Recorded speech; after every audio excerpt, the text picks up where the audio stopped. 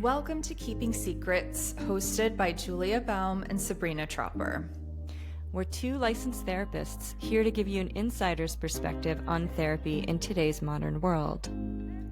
Whether you're a therapy goer, you've never been to therapy, or you have experience in the field, this podcast is for you. We thank you for listening. Subscribe to Keeping Secrets to never miss an episode, and we hope you enjoyed today's show.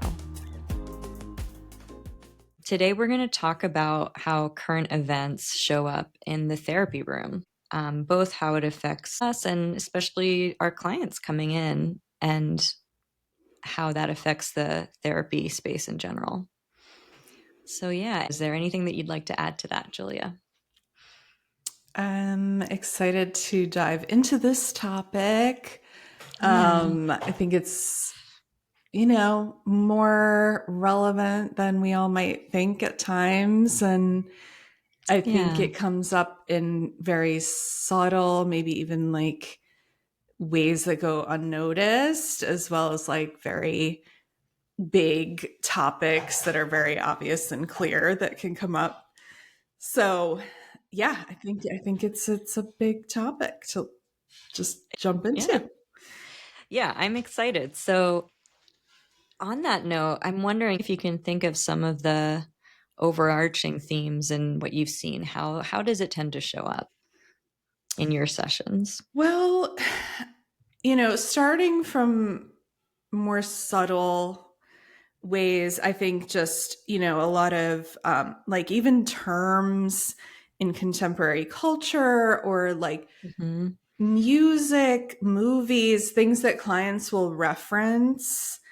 I always think that's interesting, like, because clients will kind of use examples through movies or books or, and they'll say, it's like blah, blah, blah in whatever movie. Like, have you seen that movie? And it's like these little moments where, the therapist has to navigate, am I going to self-disclose? Have I seen this movie? Yeah. And it's like our training was really to keep so much of that out. But yeah, I think it was just societal expectations have changed a lot since like you and I went to school, which was not that long ago, but I feel like we were taught a lot of like really old classic stuff that is maybe not that helpful anymore all the time. I was actually going to say the same thing. So Julia and I graduated with our masters over 10 years ago now. Although that's not a huge amount of time, it's enough time that things in our culture at large have shifted. And there have been a lot of really like concentrated big world events, such as the pandemic, that have happened since, and then stuff that sort of unfolded since the pandemic. So all of that, it makes its way into our therapy room. Do you want to? Yeah. I mean, yeah, it's everywhere. It's everything. It's like from elections to, right, like the pandemic to like natural disasters that affect us. And it war all comes also. up. Yeah. War. Yeah. Politics, just everything. Yeah. And then all the way down to like reality TV and, like fashion trends, anything like skincare trends, like everything Totally comes in. And it's interesting because with our training, just like, the generation of therapists that trained us and how they were trained and etc.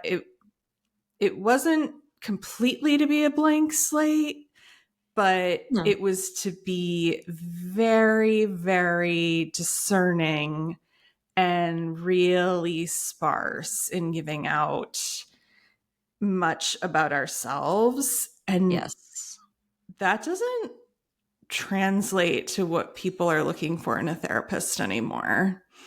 No, that's absolutely right. Like when I think about the way in which I was trained and the people that were training me back in the day, um, the blank slate was, it was passe, so to speak, already. Like it wasn't in favor anymore. We definitely, self disclosure was less, much less. And I don't think that my school experience would be the same now if I went back or if I were to do Yeah, it again today. What do you think? I agree. I think slash hope they're teaching things a little bit differently because I think, Yeah. you know, we've seen over time that the relationship is even more important for Mhm. therapeutic change than any certain technique or theory that you're working from. Yeah. So you need to have that genuine exchange with someone to really help them. I mean, you still have to be Yeah. smart about it, and you don't. It's not supposed to be about you, but there is like an art to connecting with people and making it Yeah. about them, but revealing something about yourself to kind of open that dialogue. Yeah, I think, and one thing that makes me think of again is sort of like Brené Brown's like landmark study on Mm-hmm. vulnerability, right? Because before then, I remember thinking of vulnerability, especially in the 90s when I was growing up or I was a teenager. Mm-hmm. um, that was kind of like it's a sign of weakness, I think, overall. I think a lot of people in our culture or society like didn't necessarily view vulnerability with as much grace as they do now, and or even just embrace it at all. And Mm-hmm. I think what her research really did was illuminate that like the people that tend to have the most fulfilling relationships are people that are able to be vulnerable and Yeah. essentially risk appearing weak, so to speak, with the Mm-hmm. people that matter to them. Yeah, Um, and I interpret that also as just being genuine and sincere. Um, yeah, like being able to reveal something about yourself without shame. Um, yes, yeah. So I yeah, think that comes up a lot with clients. Yeah, I mean it's hard to think of examples, but there's like big things like I one of the hardest days of my entire life as a therapist was the day after Donald Trump was elected for the first time. yeah. And all of my clients came in with very extreme feelings about it. And I had my own like really intense feelings about it. And it was like for the first time I was going through like the same thing at the same time with Yeah. my clients. And that was a totally new experience to navigate. I mean, I can totally relate to that. I remember kind of like I felt sometimes like a deer caught in headlights because I was, going into a session, I'd be like, well, you're expecting me to have wisdom about this? Like I'm kind of stuck Mm-hmm. and stumped myself. Mm-hmm. But then really, I think, and this just took the experience of having gone through it, which is just like I kind of had to listen much, much more than, and really kind of like just be there.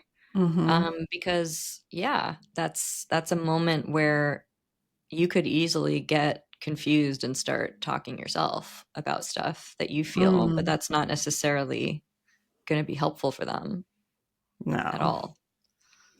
So, So, yeah, I'm curious, politics are a big yeah. topic. Um, how do you navigate when you're talking to someone who does seem pretty aligned with your views and then like vice versa when they Hmm. don't seem aligned with your views? Especially because these days clients kind of expect that sort of transparency quite often. Yeah. And back to your point in the beginning, like 10 years ago or more than 10 years ago now, when we were in school, that expectation was not a given, it Mm-mm. really wasn't. Mm-hmm. Political affiliation was not even like, it wasn't that big a deal yet. Well, it just wasn't talked about in my graduate education that much. And I Not to don't think the average like therapy seeker was like thinking about political leanings that yeah, they're looking for in a therapist the way a lot of people do now. yeah, not in 2014 or whatever, or Mm-hmm. 2013, but so that's a good question. How do I navigate that? And then I also want to hear your Mm-hmm. perspective. Well, I'll start with the easier one first, which is Mm-hmm. when people come in and they obviously have similar, if not the same, sort of political leanings as myself. I will say most of my clients do consider myself a little bit lucky with this, tend to have similar or almost the same thought process or political leanings as I do. So it's Mm-hmm. easier for me. That certainly makes it easier to see where they're coming from, what are their frustrations. And then, but the flip side of that is that I sometimes also have to hold back, um, and have actually once or twice maybe blurted out my own frustration around, something related to a political candidate or somebody in office or whatever. Like when you assume that they have the same frustration. More like when I already know they have the same Okay. So if they're like frustration. complaining about Yeah. someone or something, you'll like jump on board and be like, yeah, I hate that too. I Yeah, or like really Mm-hmm. emphatically. And like once I'm trying to come up with an example that's not going to give everything away. But like once I said something like, "Oh yeah, I hope that person just, never comes back." Kind of thing. Mm-hmm. It was just really, Mm-hmm. and in terms of our training, it was kind of inappropriate. It's not that I let it kind of just popped out. And my client looked at me and just laughed because I Mm-hmm. don't usually do that. Yeah. Um, and I was thankful that they were laughing at it, but also mindful of the fact that like, oops, that was a little unprofessional. You know, um, Yeah. Well, I guess it's like questionable. It's like it's not advised. It's yeah, not like um an identified intervention or no, anything, but it's like a genuine moment. yeah. And I'm sure like seeing your humanity was helpful in some way. I think you're right. It was because it definitely like that person knew I was on the same page. And it was a moment almost where not almost, where we were connected in that. Yeah. Like they knew I Yeah. felt the same, Right. you Yeah. know? I mean, I guess, yeah, it's also like worth asking, like, what are the risks of that? Yeah, that's a great point. And that's what I was thinking afterwards and sort of a little bit in between is, it makes me think of countertransference, which is like the therapist's fancy term for like when you get a little bit triggered by something a client is saying, or triggered, or you lose objectivity a little bit for a Mm-hmm. moment or so. That's maybe a better way of putting Mm-hmm. it. Yeah. And that is exactly what happened. So the risk of that is that I'm not going to be as present, or that I wasn't in that moment. I wasn't as present. If I didn't catch myself Mm. and I had stayed in that frustration that Uh-huh. just like allowed, or it just escaped my mouth in that Mm. moment, Mhm. Mhm. that I would not be as focused on, what was this person ultimately struggling with? Well, they were struggling with, a very real consequence of some of the political actions in office. And when we went a little deeper, figured out that like it was triggering because of past family issue. Ended up being like a reflection of like authority figures that in the past had not, really done their job well or even harmed them.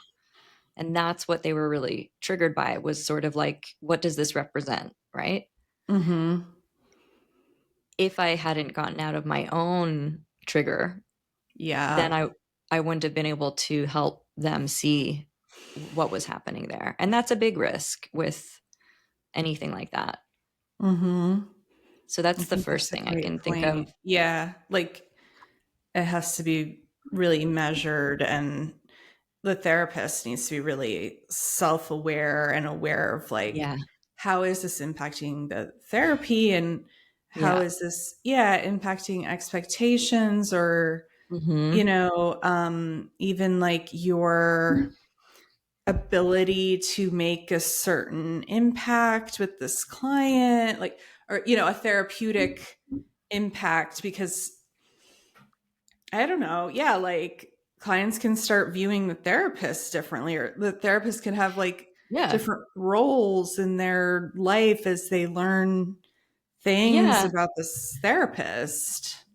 Yeah, it actually, I mean, on one hand it's a positive in that it makes you more human, right? Like you're also affected by something that's deeply affecting like millions and millions of people, right? Yeah. And like so you're not a machine or a blank slate back in the Freudian days, right? Mhm. Mhm. But at the same time, does that affect your objectivity? And I think that that's, correct me if I'm wrong, if that's what you're getting at. Is it affecting your objectivity, or does it make the client feel like they need to protect you, or like you're more of a friend to them Mhm.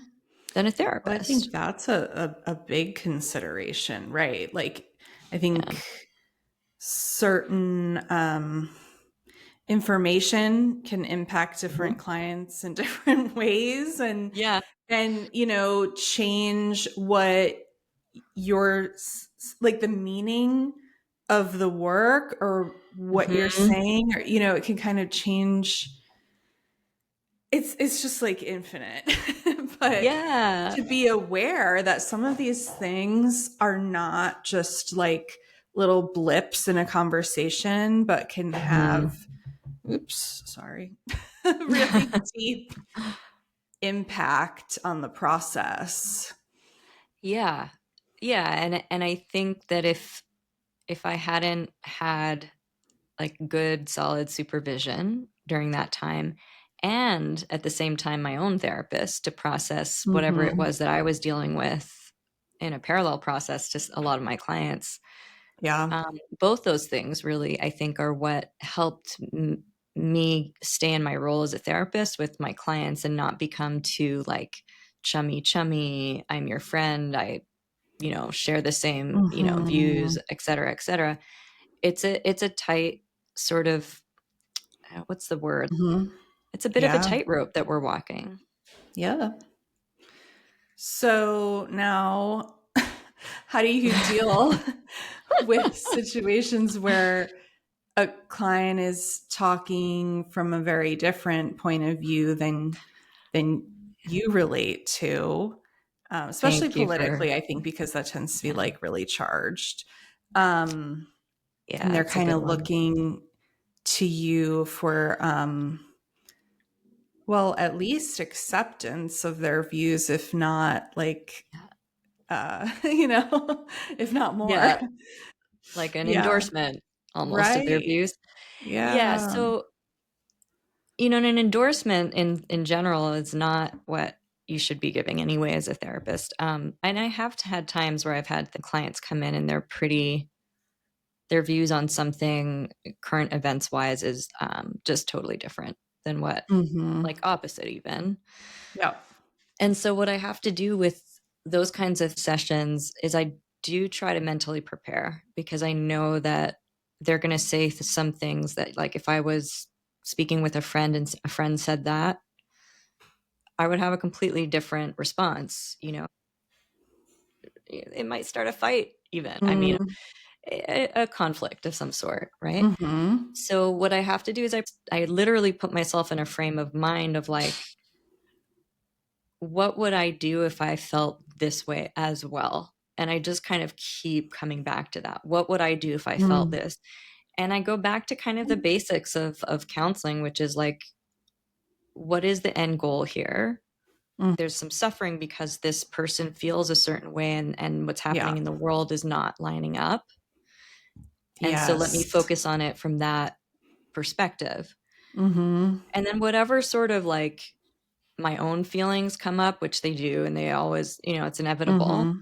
I Mm-hmm. kind of I need to make a note of that, but I will compartmentalize that until after the session, and if it stays with me, then I'll bring it to my own therapist or Mm-hmm.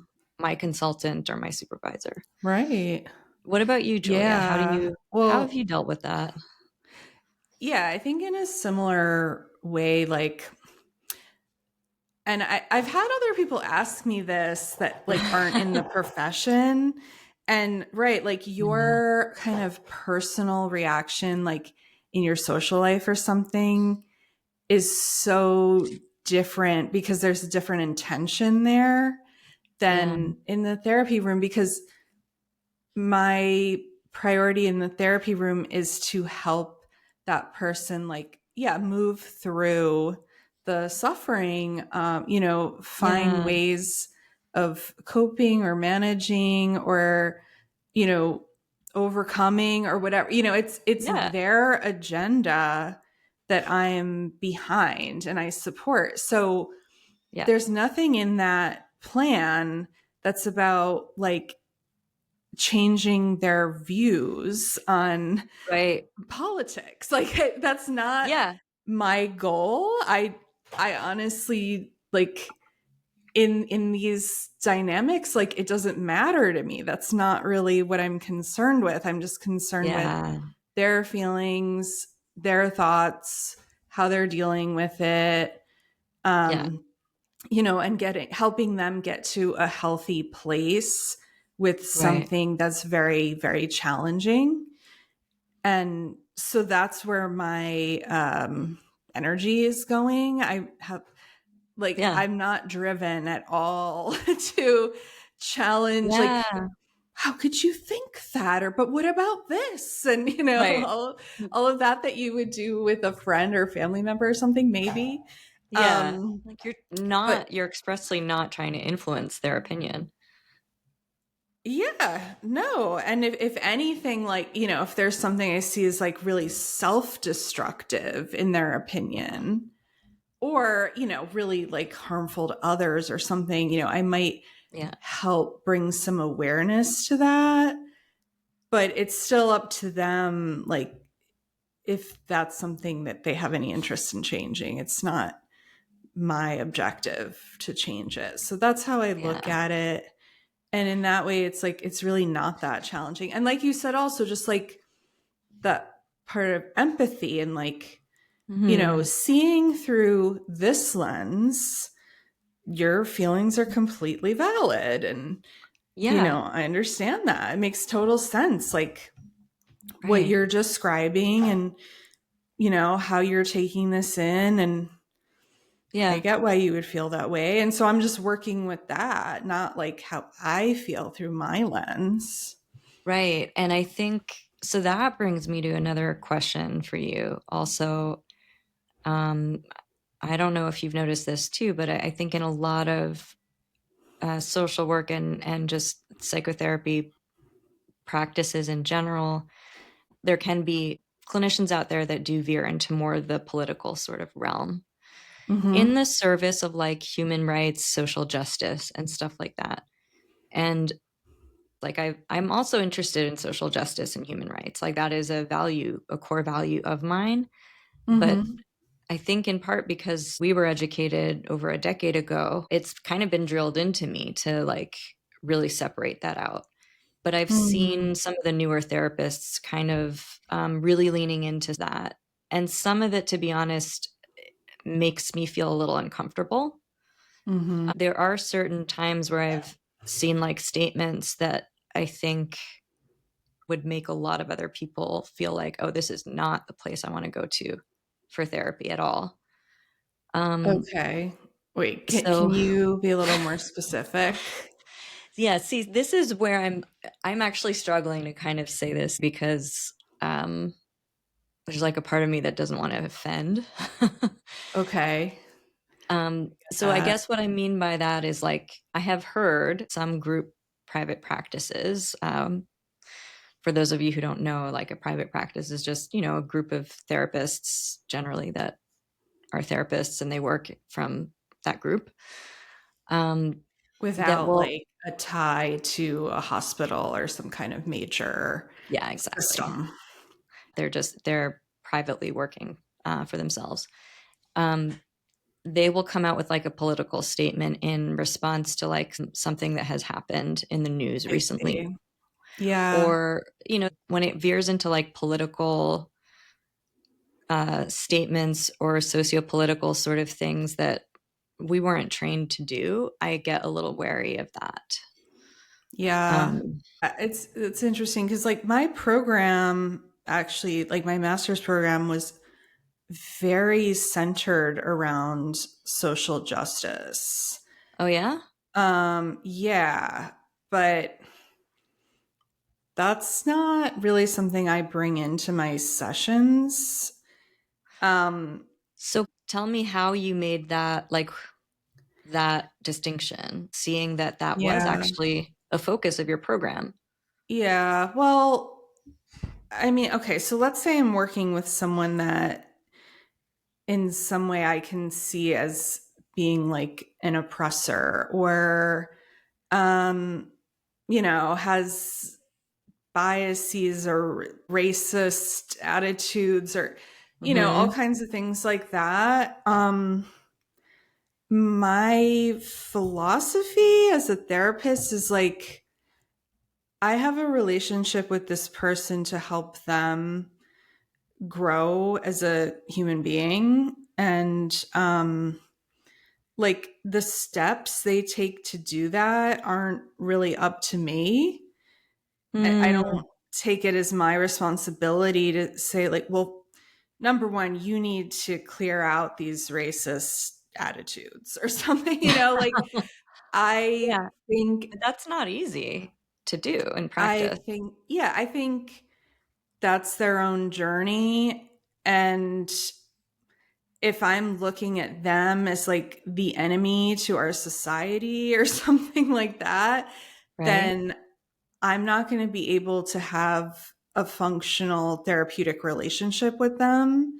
And Yeah. I want to be there on whatever journey is going to lead to, being their best version of themselves. And it's not my decision what that is or how far they get with it or in what order of priority these changes should be made.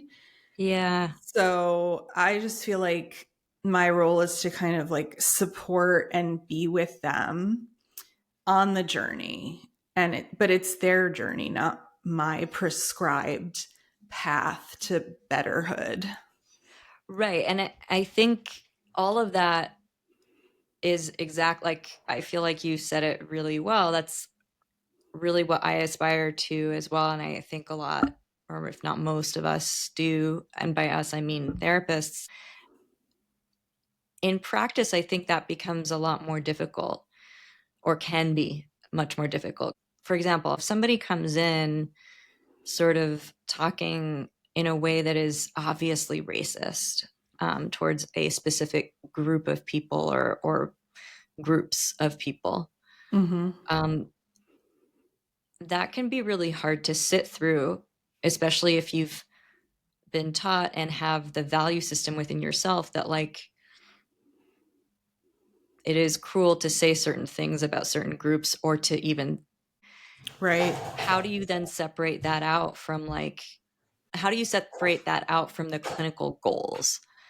um, I have Yeah. thoughts about that. I've, dealt with that a little bit. I think my main question for you though is, how was that addressed in your school? Because if that was a focus of your program, it wasn't exactly a Mm-hmm. focus of mine, but we definitely looked at Mm-hmm. social justice quite a bit. And Yeah. cultural oppression. That was, I Yeah. had a professor that like specialized in that as well, Yeah. thankfully. But Yeah. Yeah. I mean, I think the program, which I went to Fordham, by the way, Nice. um, for anyone who wants to know. Um, but I don't think they didn't really teach us like how Yeah. to, navigate that in a one-on-one session. Okay. I do think as a therapist, we have knowledge and the ability to bring that more to life in other contexts and settings. Like if you want to do more like group work or Mm, lectures or workshops or things where people yeah. elect to say, hey, I'm interested in kind of tackling Right. this issue. And then as a therapist who's educated in that, I think you can have a big impact. But I Right. think in an individual therapy session, the client is always the central focus. It's not like, who is this client hurting? I mean, I care about that and I want them to be aware of it, Hmm. but I'm not there to like save the people this person is Right. hurting. I'm there to help them recognize they are maybe hurting people and how do they feel about that and what do they want to do about it. Also, it's inevitable that they're hurting themselves with those attitudes also, and Right. helping them recognize how it's holding them back from their full potential. So it's like, as an individual therapist, I think it's always about the client, and like Yeah. you can't get lost in like who they're abusing or something. Like you need to care about that, but that is not your primary issue Yeah. to try to fix. And I love that you made that distinction because I think that that's what people get confused with. And I just it is a challenge because if you have strong Mhm. feelings about certain things, or if you're part of like a group or a minority group of any kind, Mhm. like I'll give an example. If you have a client that comes in, if you're part of the LGBTQ community and or QIA, and a client comes in that's like homophobic, that Yep. may not be the best fit for you, in Yeah, terms you of have a to know client yourself. relationship. Like, can Yeah, I manage my like personal reactions to this person to right. be their ally? Because that's what your role Yeah. is. Yeah, exactly. And it's not that we're allied with their beliefs. It's that No. we're Yeah, specifically focusing on their well-being and everything else is secondary to that. exactly. Right. Because they need that type of dynamic in the therapeutic relationship to Yeah. grow. And like you need to be able to provide that as a therapist. Yeah, that makes me think of when I was in grad school, we all were like trying to choose our internship sites. Mm-hmm. You remember that whole process? That was really crappy. Yeah. It was stressful. Um, and there were a couple people in my cohort who, I think one or two, that actually ended up working with a population of people that were sex offenders. Um, Mm-hmm.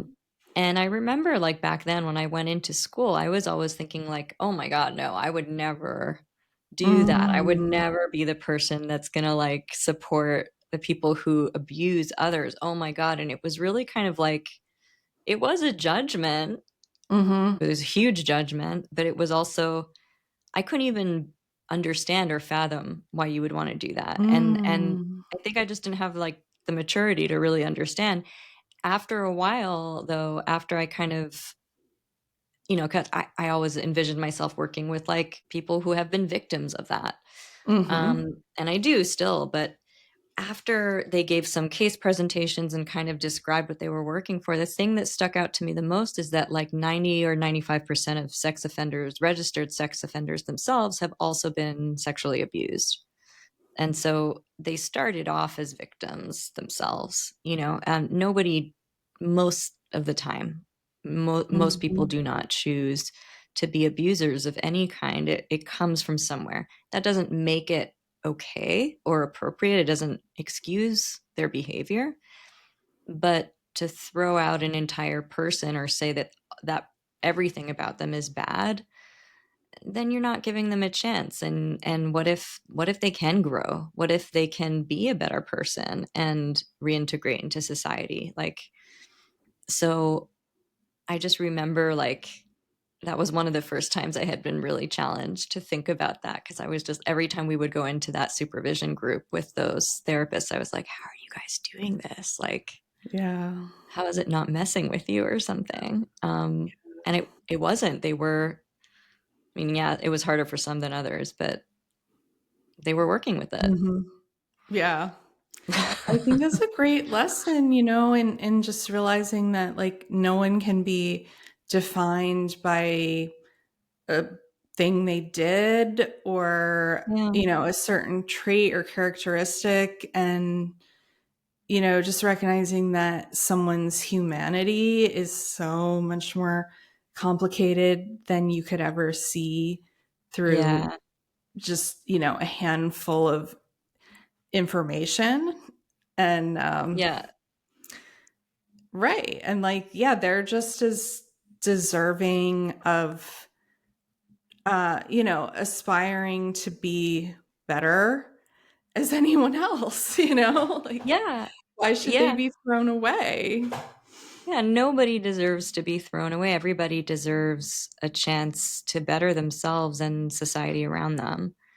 And I just didn't, I don't know, I just had trouble grasping that until further into the semester, where I really like heard the case examples and was like, oh, that makes Mhm. sense now, you know? Yeah.